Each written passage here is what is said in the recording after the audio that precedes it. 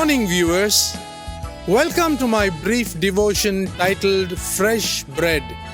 And I do hope that it makes an impact in your life as you begin a new day in Christ. My message this morning is titled, Count Your Cost Before Becoming a Disciple of Christ. During the ministry of Jesus Christ, whenever people began to flock after him, he would turn to them and sift them by setting forth the sternest terms of discipleship. He wanted them to always count the cost before they became his disciple. Time and again, we see Jesus asking his followers to weigh their options before following him. We need to count the cost and then choose to follow him. Sometimes, at the heat of the moment, people choose to follow God. It is mainly an emotional decision rather than the decision of the heart. But Jesus Christ makes it very clear that if a person is to follow him, he has to count his cost, because the pathway that he has to tread is laden with sufferings. Let me give you an example. Read Luke chapter 14 verses 28 to 32. Here, Jesus Christ likens the Christian life to building a tower and waging a war. Now let me talk about building a tower. It is sheer folly to start building a tower, the most difficult among all civil constructions, unless you are sure you have enough funds to complete it. Otherwise, the unfinished structure will stand as a monument of mockery to your lack of foresight. It's hard to find people who would be willing to work on a tower because of its complexity.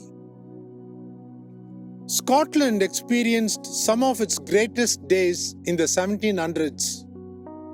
In those years, Scottish culture was reputed to be the finest in Europe, the crown jewel of human achievement. The city of Edinburgh was known as the Athens of the North. As a symbol of greatness of the Scottish culture, the people wanted to build a great monument.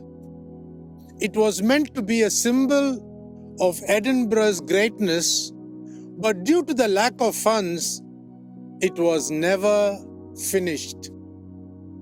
Today, if you were to visit Edinburgh, it is known as Edinburgh's Folly, a mockery of the greatness it sought to convey. Therefore, Jesus Christ seems to be saying to his disciples, count your cost before following me, or else you might become an object of ridicule. Now going to the second point, waging a war. How foolish it is to declare war first and reconsider when the armies are marching ahead. The only thing left would be to hoist the white flag and to surrender.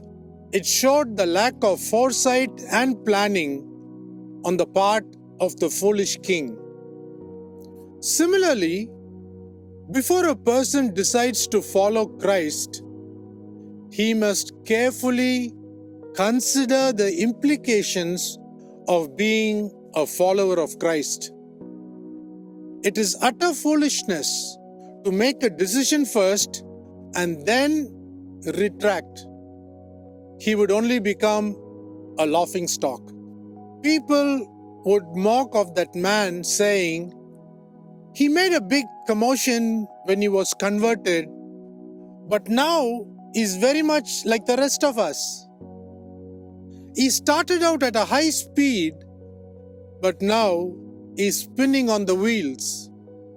Let this be a warning to those who emotionally jump into the ministry of following Jesus Christ without counting its cost to become His disciple. Think about this today. Have a great day.